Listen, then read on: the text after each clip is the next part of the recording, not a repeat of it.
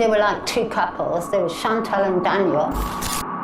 Moriah told her that she wasn't afraid. You look like you're giving the body on fire. And then she goes into a coma.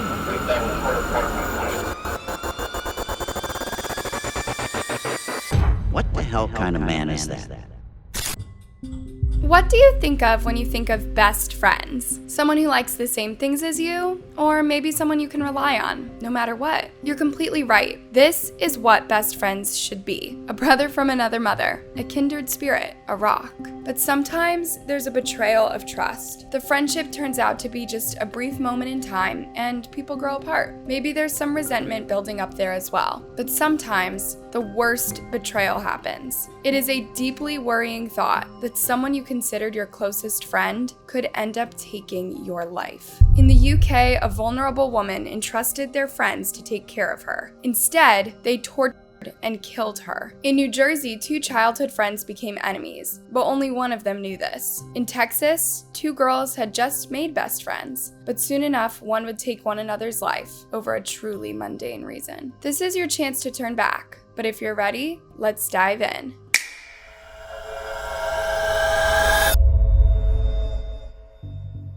Our first case begins in Rugby, Warwickshire, a small, peaceful place in the UK. This was the home of Gemma Hayter. She was born on September 13th, 1982, and grew up with her mom, Sue, older sister, Nikki, and older brother, Neil. From a very young age, Gemma was a kind, happy girl who thought the best of those around her. She was so innocent in her outlook on people.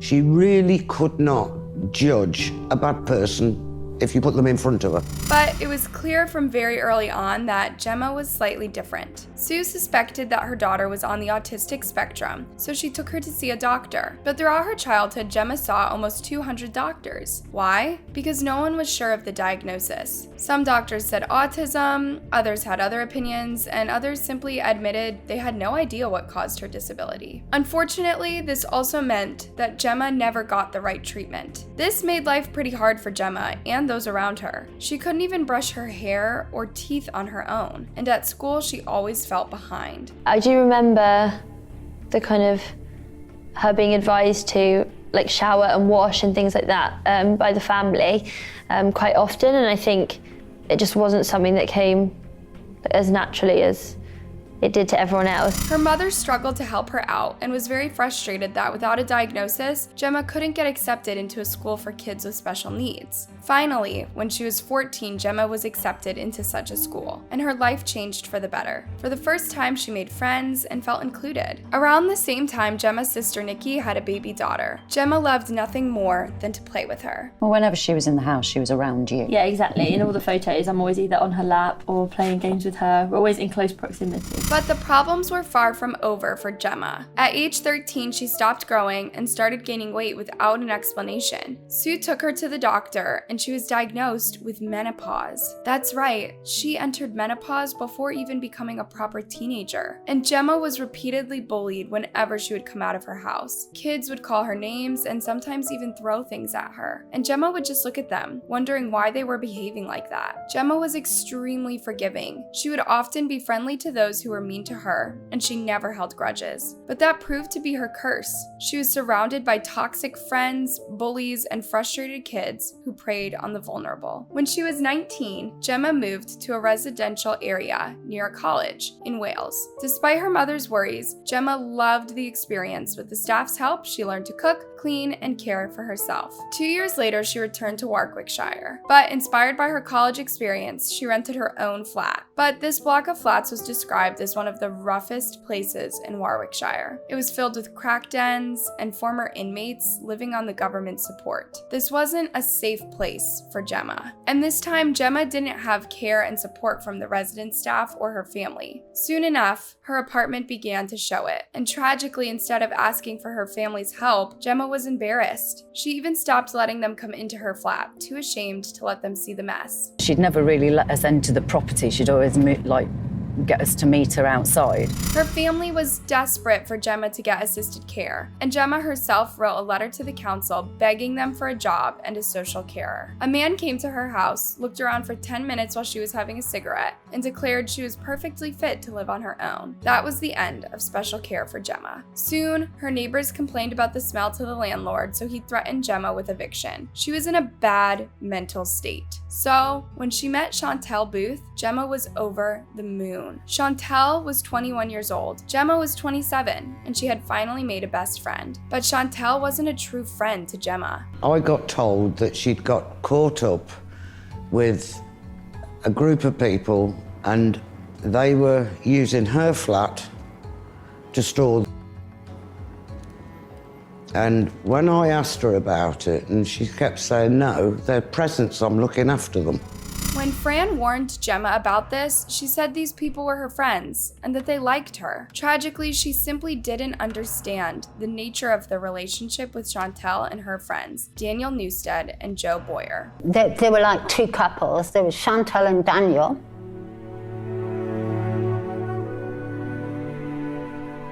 In the middle, Duncan.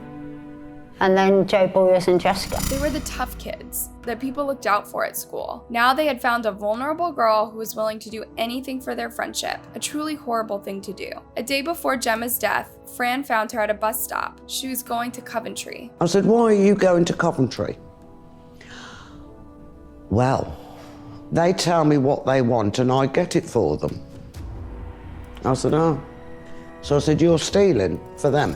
Unfortunately, Gemma simply didn't understand that stealing was wrong or that her friends were actually manipulating her. They came with her while she got her money so that she would spend it on things they wanted.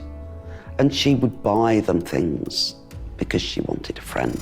On August 7th, 2010, Gemma was invited to the pub by her new group of friends. Chantel had been violent toward her the whole evening. Then when it came to entering the pub, Chantel was asked for her ID. She was 21, but Gemma made a joke, she's only 16. It was supposed to be funny, but Chantel took it very personally and began harassing Gemma like never before. The girls hit her face and pushed her into the road. Gemma went home that night, but the next morning she realized her bag was missing. She called Chantel and Chantel convinced her to come to her place to retrieve the bag. That's when the worst attack began. She was subjected to quite a prolonged assault in various locations at the house.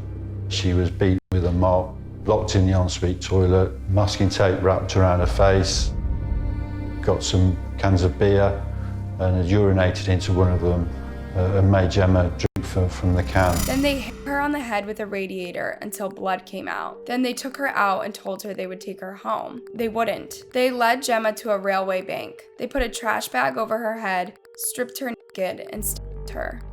Somebody stepped on her head. There was a footprint on her head.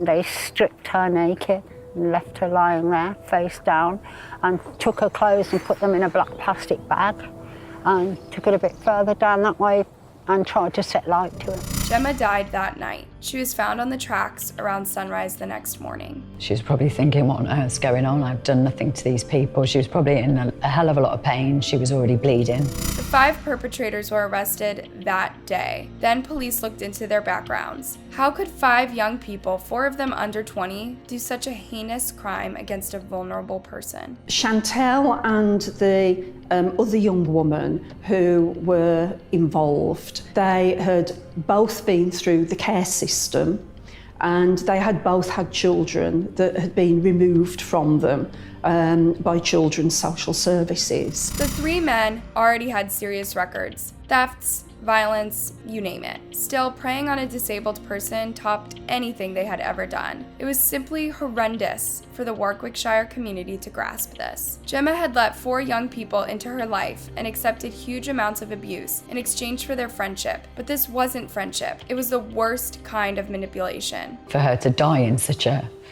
It's just... everything about it's horrible.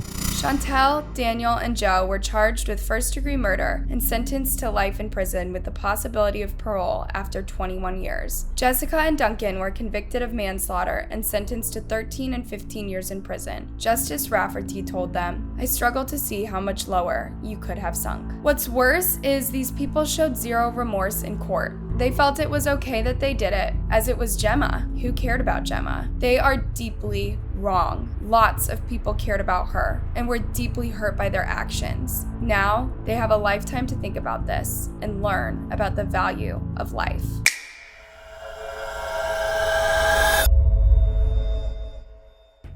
Our next story begins in Neptune City, New Jersey. Sarah Stern was born in 1997 and raised in Neptune City by her loving family. In school, Sarah was a sports enthusiast. She loved playing softball, and she was on the swim team too. Sarah was also a very sociable girl, an extrovert, and someone who loved being surrounded by her friends. Her two best friends were Liam McGadsty and Preston Taylor. They were together pretty much all the time, and they called themselves the Squad. Preston and Liam were roommates, and when the squad went to prom, Sarah went with Preston. But it was Liam who was her all-time best friend. They had even had each other listed as family on Facebook. In fact, in 2016, Sarah and Liam were planning to move to Canada together to continue their studies. But that year, something awful was about to happen, and Sarah's life would come to a sudden end. On December 3rd, 2016, the emergency services received a strange call in the dead of night. 911, where is the emergency? Not emergency. Actually on the Belmar Bridge, right after heading south in the middle of the bridge, there's a car that's abandoned. It's off to the side of the road, but... The Belmar Bridge being the 35 bridge?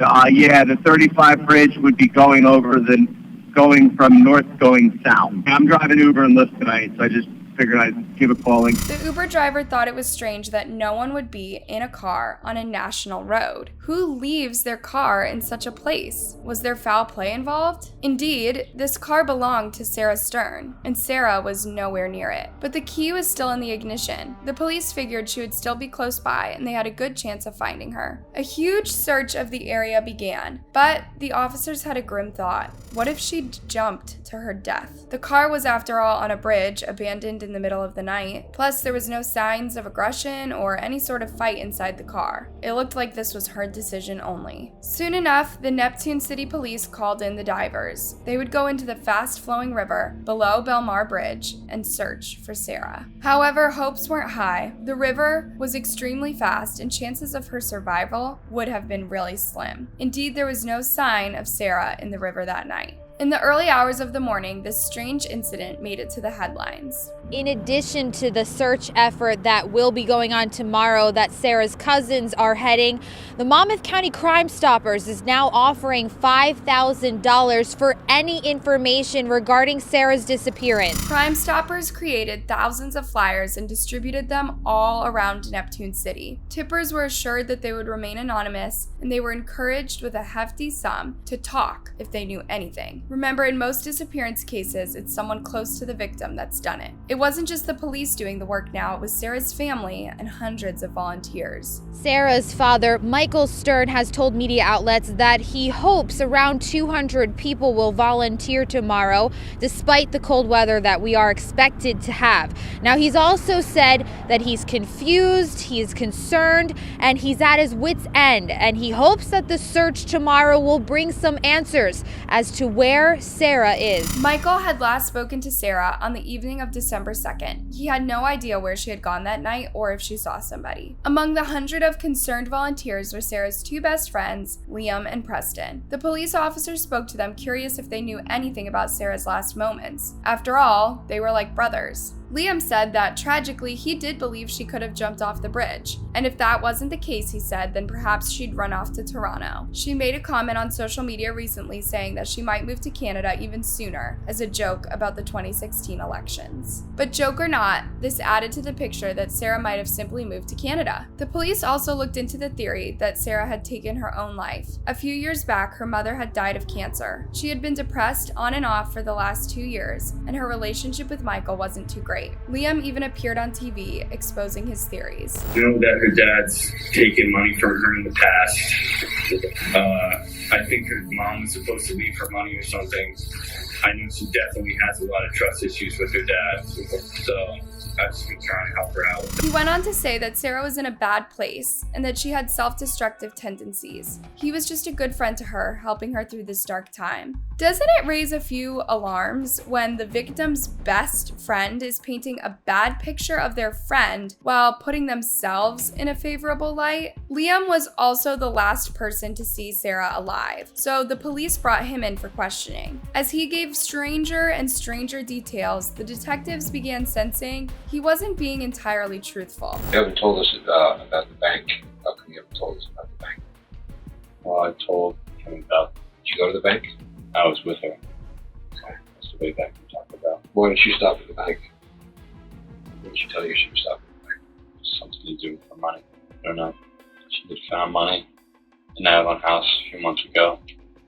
And, she has a lockbox full of money. I don't know. She was taking money out, putting money in there. Lockbox full of money where? In Carney Bank. Suddenly, the discussion became centered around money. Apparently, Sarah had some issues with money and she couldn't rely on her dad. All the detectives asked Liam about Sarah's behavior. He said she did appear strange lately. Over the past few weeks, she's been just packaging things up in containers and moving them to other people's houses. Do you think her behavior was odd? Yeah. I didn't think it at first, but she's always wanted to go to Canada. One thing I want to talk to you guys about was if she did jump off the bridge, what are the odds that she's not somewhere all the way out in the ocean?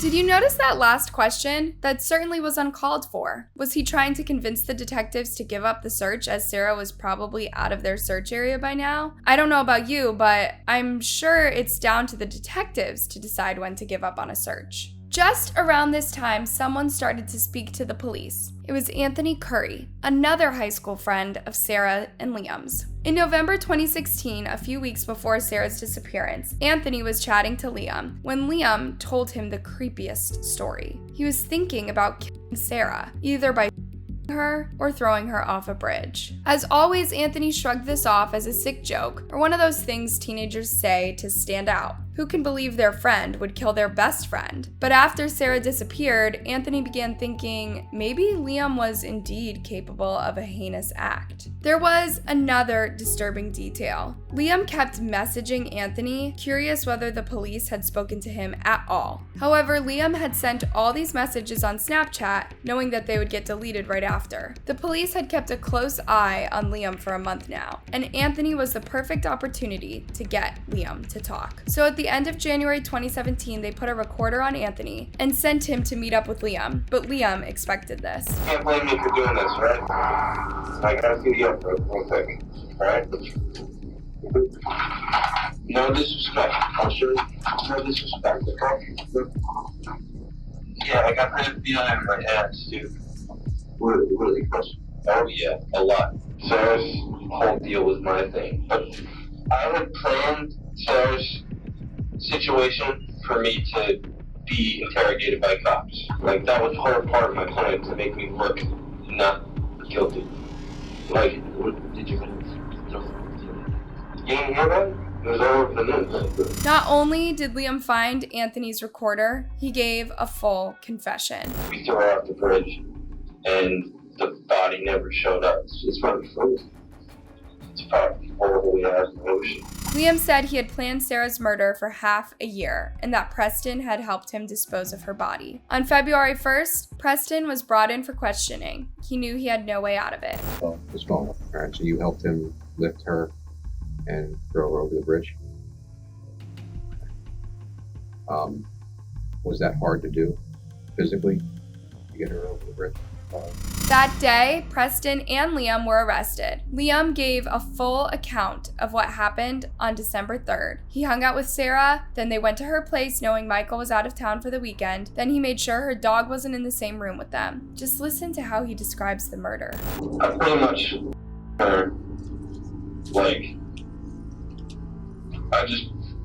I picked her up and had her just dangling off the ground. She just herself and said my name, and then that was it.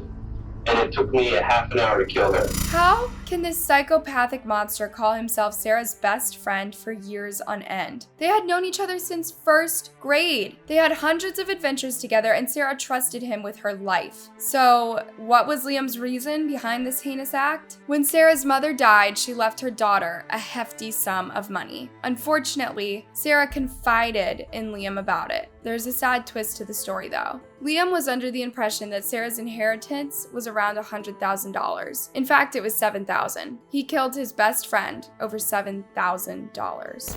The worst part of it is I thought I was walking out 50 grand, 100 grand in my pocket. She had one safe and she took money out, and she only had 10 grand. And this money, I don't know if it was burnt or something. Old money, terrible quality. I don't even know if I could put any of it in the bank.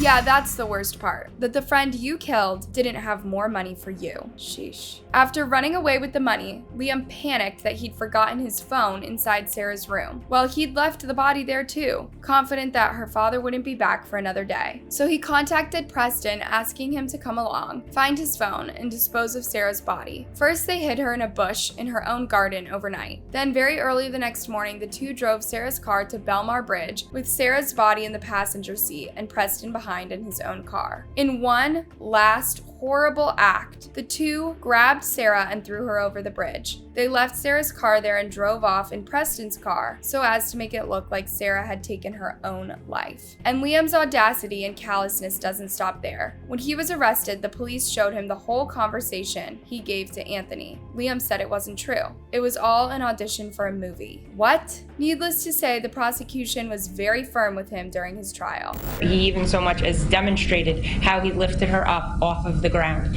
then left her on the floor and watched her die for 30 minutes. He knew exactly how long it was because he chose to time that. In April 2017, Preston pleaded guilty to first-degree robbery and second-degree conspiracy to commit robbery and desecrating human remains. He also agreed to testify against Liam. He was sentenced to 18 years in prison. Liam, however, kept his story that he was innocent, even with a tape saying that he had planned the murder for 6 months. Then he even got a friend to give a false statement, saying he saw Sarah alive after she'd been killed. Liam was charged with first-degree murder and just about a dozen other charges. He was sentenced to life in prison without the possibility for parole. Everyone essentially in almost all of the family members that testified came from this small community of Neptune City. They all knew each other. That's what makes this really a heinous event, that these were two people, meaning Sarah and Liam, that knew each other since, I believe, grammar school. Indeed, it is especially horrible that Liam was someone Sarah considered her best friend. How can you trust anyone ever again after being touched by a crime like this?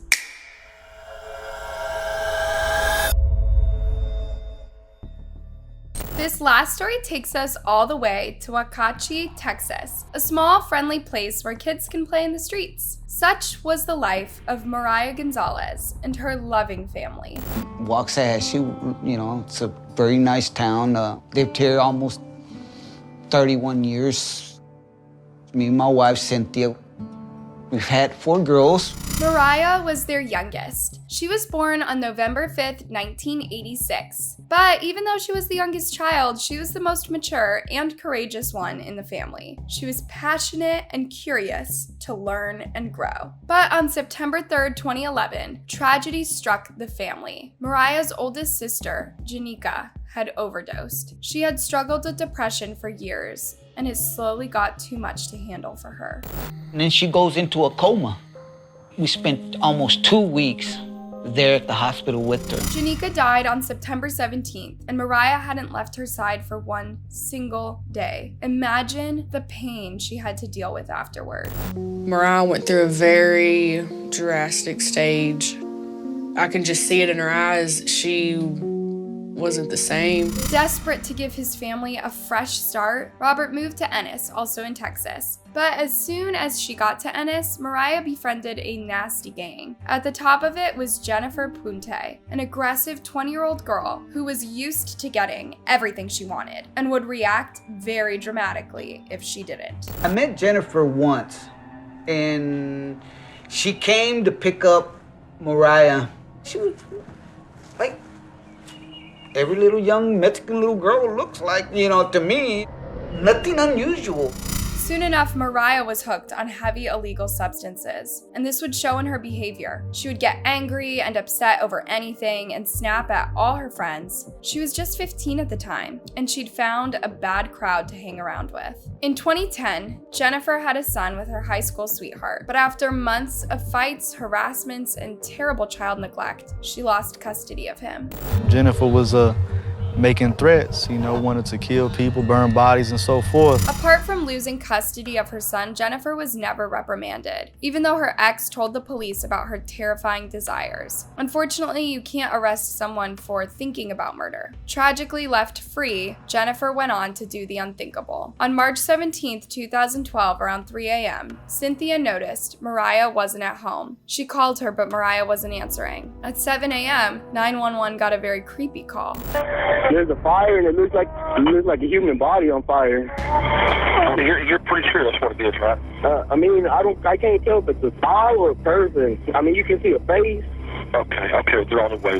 This was a very gruesome sight, even for the most seasoned detectives. The only relevant sign that could identify the body was the crown tattoo on her chest. She had been burnt to a crisp, but she'd been beforehand. She had several bones in her chest and neck broken. Someone had also cut letters and a 5-pointed star into her chest and abdomen. But the police were having a hard time identifying the body. They had gotten a DNA sample, but Moriah hadn't been reported missing yet, and her DNA wasn't in the Texas database. 2 days had passed since her death, but her family was still hoping she was hanging around with her weird friends. Something popped up in the newspapers. They found a body burning. I said, that's it, Robert. I know it's her. No, don't be saying that. That's when Robert called the police, and the marshal asked him if Moriah had any distinctive tattoos on her body. That's when Robert talked about the crown tattoo, and the marshal gave him the worst possible news. 1 year after the death of his oldest daughter, his youngest daughter had been murdered. The only thing that could be done now was to try and find the killer and bring justice to Moriah. The police quickly figured out that Jennifer was the last person to talk to Moriah. Jennifer was nowhere to be found, but the officers tracked down her sisters. On the day of Moriah's murder, Jennifer, and her boyfriend Joe Alvarado had been at the Sterilite factory, where they were all working. The next day, Jennifer chatted to her sister and confessed she and Joe had killed Moriah. They were leaving town. The police tracked Joe and Moriah down to Grand Prairie at a pawn shop. Joe was found at a phone box near the motel he and Jennifer were hiding at. First, he handed the officer a fake ID. When he asked Joe what his real name was, Joe said he was the man they were looking for. By the time police arrived at the motel, Jennifer was gone. She's on the run to this day. At the police station, Joe gave a full confession. But he was very forthcoming in his confession. We recorded it, and Joe basically went through what happened that night. It all started when the group was doing illegal substances at Jennifer's place. Suddenly, Jennifer picked up a knife. And Jennifer was doing some cocaine. Moriah and I were talking and stuff on the bed, and Jennifer kind of just put a knife under Moriah's chin and asked her, "What is that you said about not being afraid to die?" Moriah told her that she wasn't afraid, that Jennifer didn't have the balls to do it. When Joe told Jennifer to stop taunting Moriah, Jennifer turned her knife to him and told him to back off. Then Jennifer turned the stomach. Joe was high as a kite. All he did was watch his girlfriend kill her friend. She just sat down looking satisfied with herself. She had finally fulfilled her fantasy. Now all that was left to do was burn her body. Jennifer fits right in that path of that remorseless sociopath who says, I'm gonna kill another human being. I'm gonna take their life right in front of my eyes. That's a very deeply disturbed, violent, dangerous sociopath. After killing Moriah, Jennifer said she felt empowered and ready to do it again. Joe felt sick, but helped Jennifer dispose of Moriah's body. He knew he would be going to jail for this, but he felt stuck in the situation. So they poured gas over her body and set her on fire. These were Moriah's friends, the people she worked with, and the people she hung out with every day after work. Joe was sentenced to 34 years in prison for helping Jennifer dispose of the body and for not intervening to stop the murder. How desensitized and zombie-like can you be when your girlfriend tells you to turn your head while she is brutally murdering an innocent 15-year-old girl? What the hell kind of man is that? Joe is paying for his sins, but all this time Jennifer Punte is free and on the run. The police are in constant contact with her family, waiting for her to contact them. However, 10 years after the murder, it seems like she has cut all ties with Ennis. Has she committed other gruesome crimes? Will the police ever catch her? And will there be any justice for poor Moriah? Only time will tell. Hey, thanks for watching. Don't forget to leave this video a thumbs up and subscribe to our channel for more. Till next time, and stay safe.